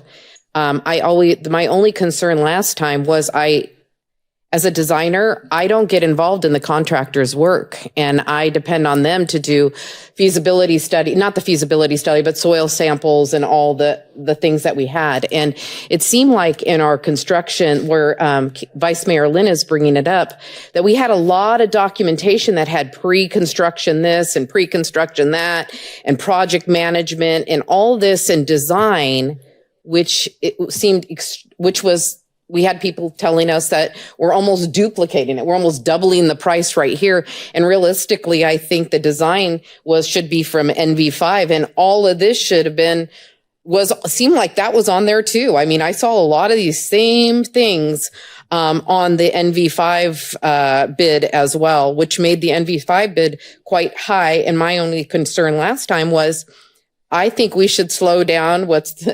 Councilmember Diaz's favorite thing, slow down before we speed up, which was wait till we identify our contractor and let him decide what all the pre-build should be or the construction costs and let them pick their project manager. Because at the end, the contractor is going to be the one that's responsible for the whole project. And it seemed like our design had a lot of construction documents in the mix to that. So my question would be, is there any of these that we already plan on paying NV5? in this? Because I saw NV5's contract and it had many of the same things in it. And now I find it interesting that they're being done again. And as a contractor, most contractors want to do their own work. They want to pick their own, soil samples. They want to pick all their own people because at the end, it's their responsibility. So I just find there's an overlapping with our design team that seems to be going a little bit too far. And I don't know why. And I'm going to trust the process at this time because Ames Construction, I think, is a phenomenal contractor. And if this was above and beyond what they needed to make sure that they have their proper documentation and the proper plans that they need to move the project forward, then I'm all for what a contractor needs to bring to the table. But so this is almost going to be nearly $7 million. And we don't even have an idea what the price of this is yet. Now, with that being said, that previous contract, if I remember correctly, you said at any particular time we get close enough in that they say, hey, this thing's going to cost us $70 million. Are we still responsible for the whole $7 million? I can see the 450,000 because these are really things I see here are things that they need to know before they even bid anything. This is what I'm seeing right here. So the question is on the design side, is there any, because if I remember correctly, city manager, you were saying that, once we get to this point, then we'll pay, and then we'll get to this point and then we'll pay them. Then we'll get to this point. And it was all the way that they were in the project final portion. NV5 was, like they're getting paid all the way through. And my question would be, I know there's a long-winded question, and I do that, I'm sorry, but my question would be, what happens when we get to a point that what if we can't afford this or it's twice as much? What happens to the whole 7 million right here? Sure. Yeah. So let me just back up a little bit to where we started from. And so I only do this because you may recall me saying what we're doing is really awkward and not the way you normally do it. And that was we ran a feasibility study at the same time that we had funds awarded from the state. The reason that occurred is that Representative Biasucci in the first budget cycle was able to allocate $200,000 to us to do a feasibility study. He then saw an opportunity the very next legislative session. He did not believe at the time that he got the $200,000 that was going to occur. He found that a window of opportunity and took it. But in order for us to get that, we had to do the design phase, which we generally would do design first. And then from design, you'd say, okay, based on the designs, this is how much money we need. That didn't happen. I explained to the community and to the public and to my colleagues on council, very awkward, not the way we would have intended it to be, but the way it was. Certainly we weren't going to send back $35.5 million to do that. And so what all of this was predicated on is that $200,000 study, which is a general plan study, basically. So sort of like we talked about the water master plan today. It was a real high level plan. Like this is what the possibilities are with community outreach, neighborhood feedback, design aspects, and then price estimates. When they did that, it came in. There were several options that came in that was under what the $35.5 million we had. That includes all of these design things. Those were part of that. The $35.5 million included the road network, the design elements, the construction management, all of the pieces. So certainly if we got to a stage, say tomorrow, and it said that, this bridge is going to be, as your example, $70 million, city would then come back and we would say, hey, we got to stop. But there's contractual obligations. There's different tasks. So we wouldn't be on the hook. What I said earlier to Councilmember Diaz's question is that we've committed that money. So we haven't, portions of that money are still in our bank account. Not until they meet the milestones that we're contractually obligated to is that money then released. So if we come to that stage, there would be a point that we would say, okay, we're done. Now, would we have expended some of the funds? Yes. Would we have expended the entire amount? Depends on when that happens. Regardless of all of those things, that money then would be returned back to the general fund of the state of Arizona because we would then be in violation of that agreement. And so this is in my opinion, this is the opportunity to be the most transparent with the council involvement, and most transparent with the community going this process of having selected the firm NV5, which that was council action already done, now bringing in the CMAR folks. And then maybe Mr. Hart. So how long is Ames involved with it? Should we award this tonight? Are they then the ones that actually build the bridge? Yes, they are. So we're selecting that person now. So that would be, and that was my understanding. So they're here. So they would be part of this process. They then would be involved from here on out. And we would have their input and inputs to all of the things that we need to address when it comes to building this bridge. So Mayor, we have Ames probably here. Do they feel confident with removing all the costs of these design costs that they can build it within that 35.5 million? Or Jason, sorry. Yeah, Mr. Hart, I think would be good. Mr. Hart, excuse me. Yes. Do we feel confident that we can build a bridge for 35? Well, it'd be 29 million we have remaining. Yeah, I believe so. I mean, there are some factors that the city manager brought up that were really good points that we got to take in consideration. I do want to touch on the NV5's contract is for $6.3 million or something like that, and to date we've paid about $480,000 of that. So just be aware of that.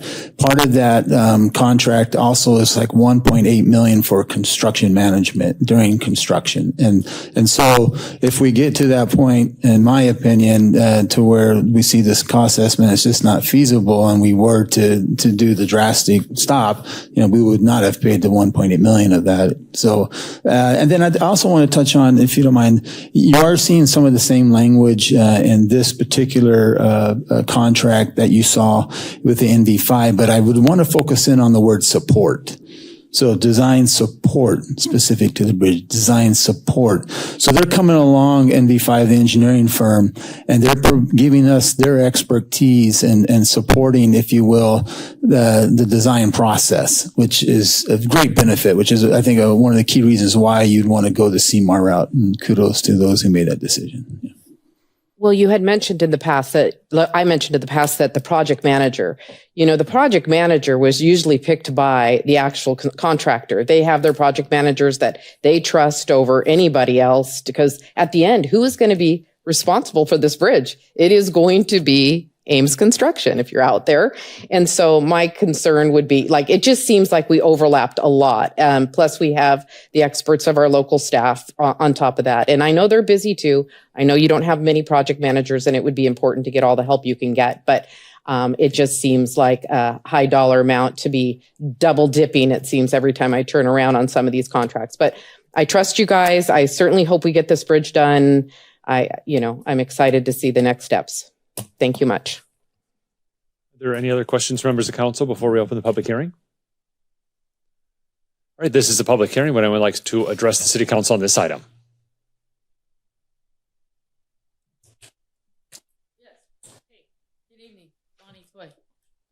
I have a slight complaint. Can you please just call it the Freedom Bridge that the City Council of 2007 said it was going to be called? The Freedom Bridge. Whether or not I was paying attention to the government back then or all the stuff that was going on, I really do like the name Freedom Bridge. And that's what it was called. And they really voted for it. They worked for it.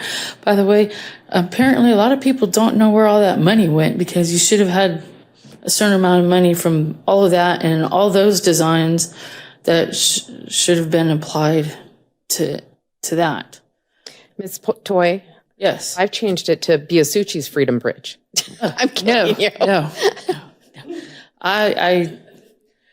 If I was going to change it, it would be called the Freedom for More Commerce on the Island Bridge. So there's a lot of them out there. But so the construction manager at risk is the person who's ultimately going to be responsible when the bridge breaks and the wastewater line that doesn't work correctly across the bridge. That's who the city will be calling for to repair all of that in 50 years. No. Yeah, so Ames is going to build, if this is successful this evening, Ames will build the bridge. And when they're done building the bridge, they will be turned over to Lake Havasu City, and our public works team would maintain that bridge going forward. And are wastewater lines normal to go across the bridge? And if they've always worked underneath the channel, why does that have to be changed? And how much does that add to the budget?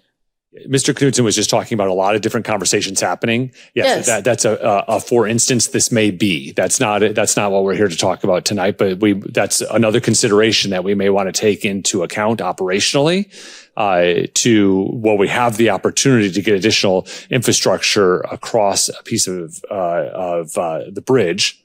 Right. Without going under, that might be a possibility for us to consider as well. So he was opening up the possibilities for future discussions that this council may have to have in regards to this project. Which would add to the cost of or be different costs that because this opportunity presents itself, maybe we want to move something up on our CIP plan for us to take advantage of this window to run wire through the bridge to put additional infrastructure that's unrelated to the bridge itself, but because of the bridge being built, it's creating an opportunity for us to be able to do something. Thank you. Yeah, thank you. And just for clarification, not to you, Ms. Toy, but a statement that you had mentioned. So the Freedom Bridge Group was not a governmental entity. It was not part of the city. They were selling into a plan. There was no money that ever came to the city as part of that process. And currently, there's a piece of legislation that says there's an emergency evacuation bridge that the state's allocating $35.5 million to. Let's build a bridge before we name a bridge. So no one's saying it's not going to be called that, but we don't have a bridge. So let's get a bridge built and it'll be named appropriately at that time. But in the meantime, we are following how we got the funds. Would anyone else like to address the city council at call to the public? Oh, no, sorry, during this public hearing, not call to the public. All right, seeing none, we'll go ahead and close the public hearing, bring it back to council for discussion or possible motion. Yeah, Councilmember Diaz. Mr. City Manager, can you just explain to the constituents one more time what the CMAR is? And we all know it up here, but just clarify it briefly for them. Yeah, please. Mr. Mayor, Councilmember Diaz, sure. The CMAR, or Construction Management at Risk, is the process in which this takes place. So other alternatives to this process might be a design bid build process, which is typical where you do a design, you don't include the contractor at all in the process. The design's completed, and then you go bid it out, and then you collect sealed bids from contractors to come in and make that construction. CMAR is different than that. Again, it's explaining the entire process. It's why we hired the design team first. They get to a 20% design. We bring the contractor in to then support the design process that's taken place so far. Essentially, we're locking the design team and the contractor in the room. They each have their own project manager, and they're going to work in that capacity to come together and then bring forward the next step, as the mayor indicated, which is a guaranteed maximum price contract to the city, and we'll bring that before the council. So CMAR is an explanation of what the process is called as a whole. The order in which we solicit the contractors and the vendors. Are there any additional comments or questions, or we can entertain a motion? Mayor, motion. Yeah, Councilmember Moses. I move to award the CMAR pre-construction services contract for the second bridge and roadway construction project at Ames Construction in the amount of $458,042.96. Second. We have a motion from Councilmember Moses and a second from Councilmember Koch. Is there any additional discussion? Seeing none, we're ready to vote.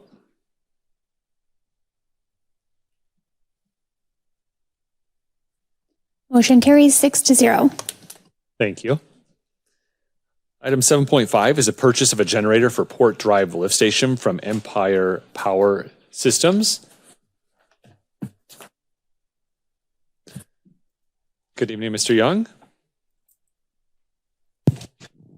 Good evening, Mayor and Council. This generator for the Port lift station is 25 plus years old. This is an emergency generator for the wastewater lift station. These stations keep the wastewater flowing in the proper directions to the treatment plants. If the electricity goes out, these generators kick on and keep the flow going in the right direction. The Port Drive lift station pumps nearly 100,000 gallons a day through its system, so it is important that it has a good emergency backup system. This is a 230 kilowatt 230 kilowatt generator, and it is priced at $127,272.16 through Empire Power Systems. Any questions? I will be more than happy to answer. Thank you, Mr. Young. Are there questions from members of the council for Mr. Young? All right, this is a public hearing. Would anyone like to address the city council on this item? Seeing none, we'll go ahead and close the public hearing, bring it back to council for discussion or possible motion. Yeah, Councilmember Diaz. Excuse me.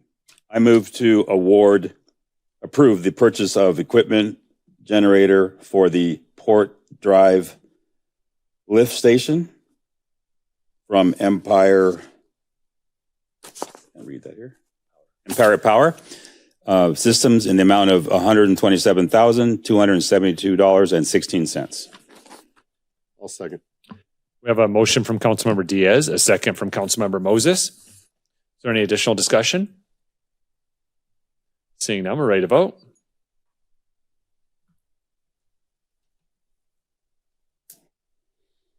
Motion carries 6-0. Thank you. Item 7.6 is a cooperative purchase agreement and purchase of a valve maintenance skid and installation from Valor Holding Corp., DBA Valor Equipment. Mr. Young. Good evening again. Our current valve skid is 25 years old as well, and I'm going to play a little video here that shows you what the new valve skid, which is actually, it turns the valves. So if we want to break it down and make it easy, this will help you understand.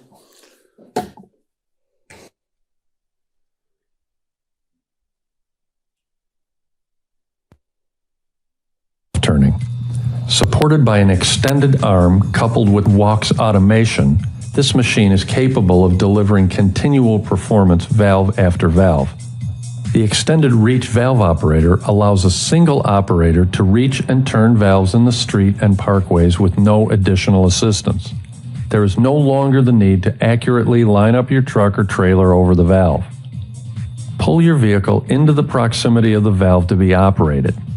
Start the gas-driven power system that supplies the power to the ERV 750. Release the lock pin and swing lock that holds the machine in place for travel and extend the arm out over the access point for the valve. Extend the telescoping key and place on the valve. Once in place, align the telescoping key and universal drive socket. Jog as needed to align the two shafts. Hit the start button on the controller and you are exercising the valve. The software included on the handheld controller gives you feedback on what is happening while the valve is being operated. The screen displays the current operating torque, high torque, torque limit, revolution count, and direction. Once the valve operation is finished, you can view the history and add other information to the current activity prior to saving. All right, so our current water system has over... I feel stuck. A little intermission there, comedy relief.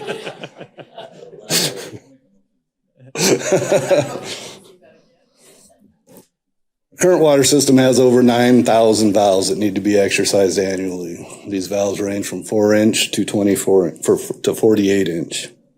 And they need to be rotated anywhere from 16 to 140 times. The older they get, the more rotations they need, the more to keep everything flowing. This machine that we're looking to purchase has been budgeted. Not only does it control the rotations and counts them, but it also controls the torque. When you leave that torque up to humans, sometimes it can be over torqued or not torqued enough, creating issues with the valve. So, with that being said, our old one, 25 years old, and the truck probably pretty close to that it's sitting on, or either the machine or the truck, it's in the shop a lot.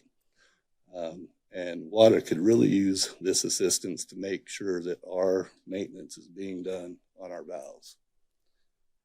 So, with that, from Valor Equipment, $117,199.44. I'd like to request it. If there's any questions, I will be happy to answer them. Thank you, Mr. Young. Are there questions from members of the council? Mr. Mayor? Yeah, Vice Mayor Lynn. Are you going to be asking for a new truck next? No, they've already bought the truck. So Okay. it goes on their new F-650, so we're set to go. Perfect, thank you. Are there any other questions from members of the council? All right, this is a public hearing. Would anyone like to address the city council on this item? Seeing none, we'll close the public hearing, bring it back to council for discussion or possible motion. Mayor, motion. Yeah, Councilmember Moses. Move to approve and authorize the city manager to execute the cooperative purchase agreement with Ballar Holding Corp., DBA Ballar Equipment, and approve the purchase and installation of a valve maintenance skid in the amount of $117,199.41, including taxes and freight. We have a motion from Councilmember Moses and a second from Councilmember Koch. Is there any additional discussion? Seeing none, we're ready to vote.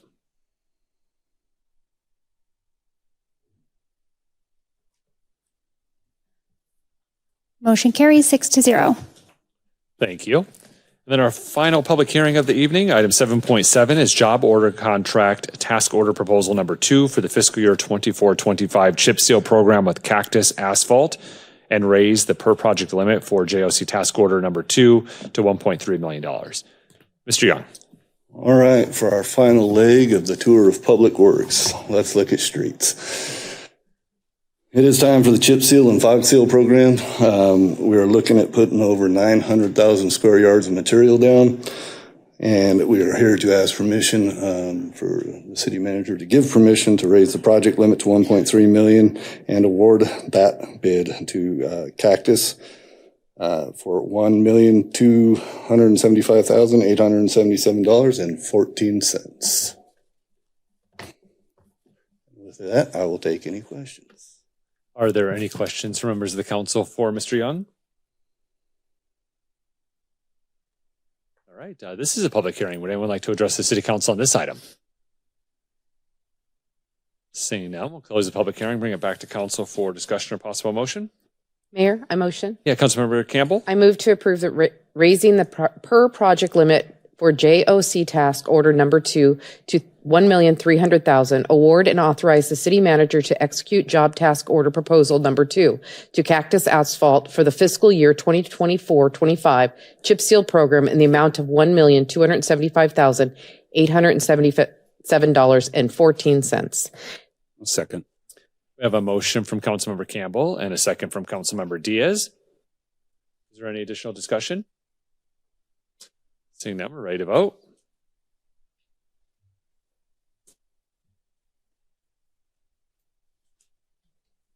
Motion carries 6-0. Thank you. Item 8 on our agenda is our call to the public. This is where citizens have an opportunity to address the city council on items within the jurisdiction of Lake Havasu City. Your comments are limited to 3 minutes. There will be a light indicator box on the screens. Unfortunately, at this point, we wouldn't be able to have a two-way conversation because it's not on the agenda, but we can listen intently or respond to criticism. And we, again, just ask that if you have any comments, you just address the city council directly. We did not have anyone sign up for Call to the Public. You don't have to sign up for Call to the Public. But with that, would anyone like to address the City Council during Call to the Public?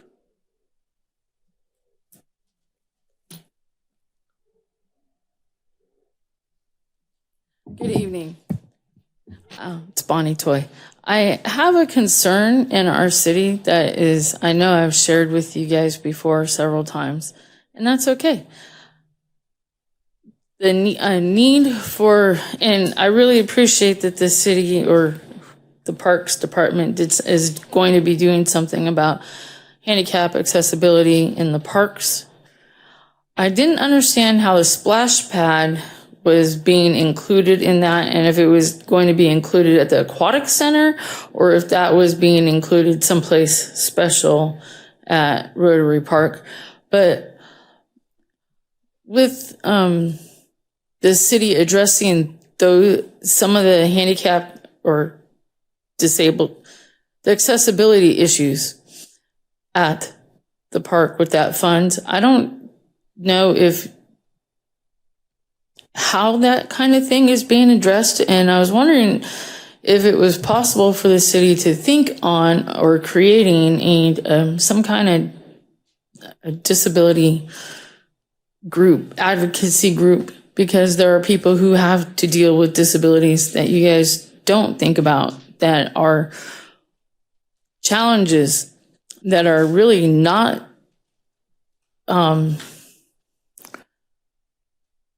probably not would not cause the city that much in changes to be able to handle. Like, for instance, there's a couple sidewalks at Rotary Park that they don't level down into the street. A person has to step down. Or if you're in a wheelchair or you're in a walker, stepping down onto there is a little more difficult. So now and it's not, there's only a couple spots where it's really easy to get into. But there are some spots that are very difficult, where now instead of going straight down the one sidewalk, I have to turn and go all the way to some other crosswalk for safety reasons. Well, it's not just the park that has those issues, but all over the city. Like I described to you the one time, the housing complexes down on Swanson that are just been newly built have no handicap accessible curb to them. And that's a whole new whatever complex you want to call it. And so I would hope that the city could do better for the people who are handicapped. And in our city, not all of them are as stressful shouldn't be as stressful as you think. That's all. Thanks. Thank you. Would anyone else like to address the city council during call to the public?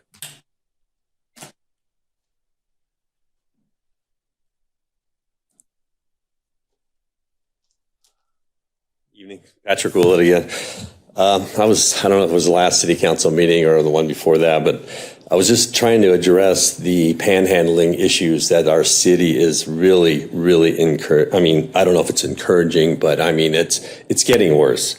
I've had friends come to visit me now, and they come down Highway 95 and they get to my house. They go, "Wow, what's going on in Havasu, man?" I see a panhandler in Walmart. I see another one here. I saw one at Hobby Lobby. I saw another one there. I know it's getting really bad, and I'm just wondering, I called the other day, I called the PD, and I asked them, hey, there's two. There's one sitting on the curb outside of the Havasu Credit Union, one sitting on the curb over here in front of the Starbucks. Oh, there's nothing we can do, sir, if they're not on private property. Well, then that made me think, well, can't we come up with some city ordinance or restrictions? I know we can't ban it because it's, freedom of speech thing. You can't get into that. But can we come up with some restrictions, and maybe putting a restriction on Highway 95 down through town, where you cannot sit on the curb on Highway 95 all day long? To me, it's a safety concern. If there's an accident, if a car goes off the road, that person sitting 1 foot from a highway is going to be killed. I mean, we need to come up with some kind of ordinance, or definitely take a look at the issue and come up maybe with some restrictions saying you can't panhandle 150 yards off. I parked my side-by-side in North Palos Verdes. It was more than 150 yards off. I get a ticket for $90 for putting my Razor up there for sale. But these people sit on the corner causing dangerous conditions for drivers driving by.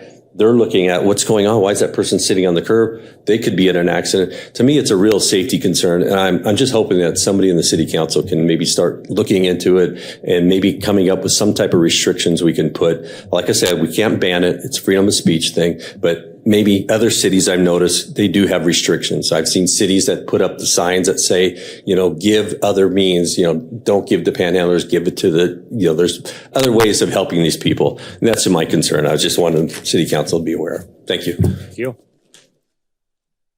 Would anyone else like to address the city council during call to the public? Seeing none, we'll close the call to the public. Item 9 is our current events. Do any council members have any council committee reports for the council? Mayor? Yeah, Councilmember Campbell. I will be doing a roundtable with Andrea Hilert from the Chamber, along with Arizona at Work. I am your Arizona at Work Vice Chair for Arizona at Work from Mojave County and La Paz. So if you're ever wanting more information, you're always willing to reach out to me. With what I just wanted to say is announce that this week, February 27th, which is this Thursday at between 3 and 5 p.m. in the MCC campus room 600, which is located in 1977 West Tacoma Boulevard. I'm also the liaison for the chamber for the city. We are partnering with the chamber, Arizona at Work, and it's a very exciting point for contractors. We're building success together by collaboration. What are we trying to accomplish? We're trying to get apprenticeship programs into Lake Havasu City, Mojave County, and La Paz. We've been working on it for over 3 years, and this is our final direction that we will be giving back to Arizona at Work, which is a part of affiliated with the federal government to assist us to do apprenticeship programs. Only 1% of the population is being apprenticed at this point. And so how can we've learned in the past that trying to get apprenticeship programs in every community college, we are doing great work there, but we need to do more, like diesel mechanics, heavy equipment operators. And that's the direction we're going in construction. It's very dynamic. I recommend if you want to join us, La Vida Dolce will be there catering pizza and sponsored by Pioneer Earth Movers. And so if you want to know more about apprenticeship programs, or if you know of anybody, you just have to do a RSVP to Arizona at Work in Kingman and let them know that you want to be a part of this Thursday's roundtable, construction roundtable for apprenticeship programs in Lake Havasu City, 3 to 5 p.m. Again, I encourage you all to come out. You will learn something, and then you are the final say of exactly what categories or departments we are going to be working with to apprenticeship with people in our community moving forward. We have a lot of support from the state and the federal government to make sure rural Arizona has the opportunities, because the contractors need to start partnering with government agencies, including the Chamber of Commerce has their own construction department now. They're doing great work there so that we don't fall behind, because the technology is moving faster than we are. So I hope I encourage you or your friends, again, contact Arizona at Work, RSVP, so we just have plenty of food and seating for everyone. And that's about it. Councilmember Campbell, when was the date? This Thursday, February 27th. Between 3 and 5 at MCC 600 building. And it will be very collaborative. It's a roundtable discussion. We're going to really get into the hearts of what our local contractors need to apprenticeship our kiddos. Fantastic. Thanks. Thank you. Or above. Yeah. Councilmember Diaz? Yes, I was able to attend my first Go Lake Havasu board meeting as the council liaison last week, and really impressed with the new CEO, Sean Buckley.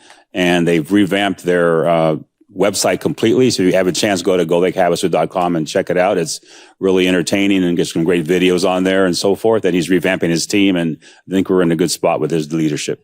That's it. Thank you. Are there any other council committee reports? All right. Item 10, future meetings. Our next meeting is Tuesday, March 11th, 2025 at 5:30 p.m. It'll be a regular meeting.